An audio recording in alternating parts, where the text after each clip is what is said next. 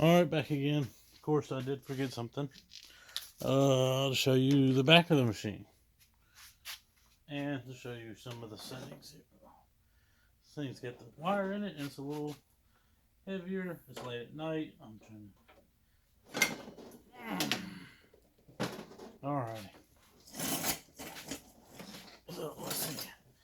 This gives you the duty cycle of the machine. This has the hose connection for your machine, and I'm assuming this looks like some type of AC 36 volts. I don't know what that really means. Probably some European thing. But it does have this big toggle versus the other one that you saw, and the other one does not have this type of toggle switch. And when I received this machine, I've noticed that this was loose. It just needs to be tightened up, but it did come that way. So that is one of the things I've missed.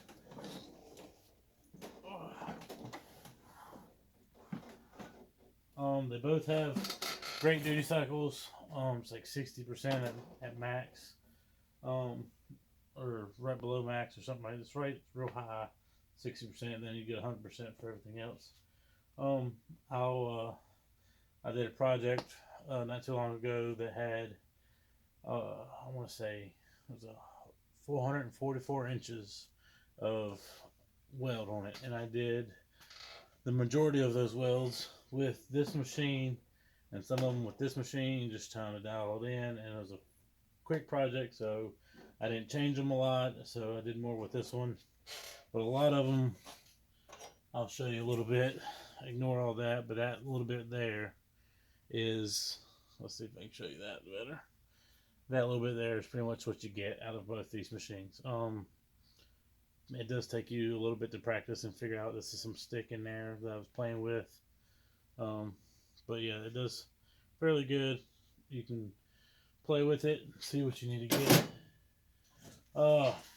Excuse my hair. I know it's a mess. I'm trying to think if there's anything else I missed out of these things.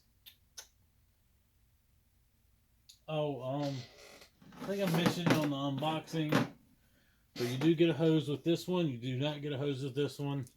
I don't recommend using the hose for either one of these because it tends to leak. No matter what you do to this hose, I've had a Teflon to everything, it tends to leak. I bought a hose, hooked it right up, and not one leak. So I don't recommend using it. You can try it, see if you get a leak or not. This hose was either defective or just too cheap to care. But yeah, I think I told you prices.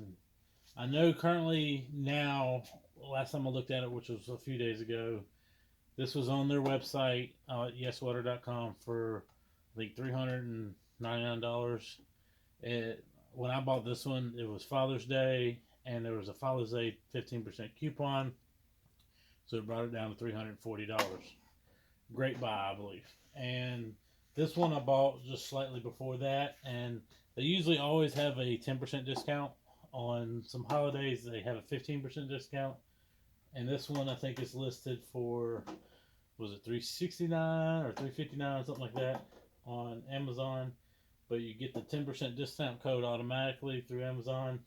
And I brought it down to, I want to say, somewhere around $320. I bought this one first. Then I bought this one because I didn't know they had this one. But there's within a $20-$25 price range at the moment with the coupon codes. So that's why I was trying to find out which one I wanted in the best of both worlds. But I do wish this one had the 150 amp. I mean, 150, the 110 plug for this machine instead of just the 220. Other than that, if they had that, I would definitely pick this one for sure, hands down. Even though it was difficult putting the wire in, I didn't like some of the other features of it, but like the short leads and stuff, that I can change. I can modify it to fit the wire. It's just the fact of it being a little bit more portable. If I needed to take it to a friend's house or something to fix something of theirs, and they didn't have 220 hookup, I could plug it right into 110 outlet and be good. I do have a generator that has 220. I can plug it up to that and take that, but that's a whole nother item you have to lug around. So I'm still debating. I'm going to do some aluminum testing on this. So look for a video for that. It might be a couple weeks though before I get there. Because I've got to order some parts for it. If it does good in that, then I'm probably going to keep this one. If it doesn't, then I might send this one back and keep this one. But other than that, we'll go from there. Thanks, guys, for watching. Please like, subscribe if you want. I'm not in this for the videos or for subscriptions of y'all or likes or anything.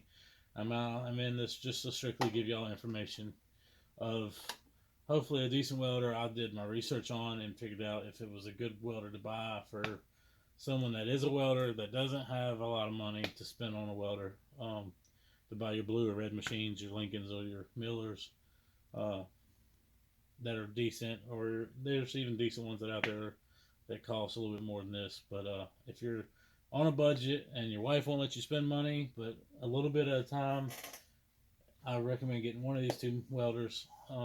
It does do stick well, it does do MIG well, and it does do lift TIG well. If you haven't messed with lift TIG, you know, you can get you a fairly cheap TIG torch somewhere on Amazon. Lift TIG. Get you a bottle of argon and go practice. Go practice. And cool. All right, guys. Thanks. See you next time.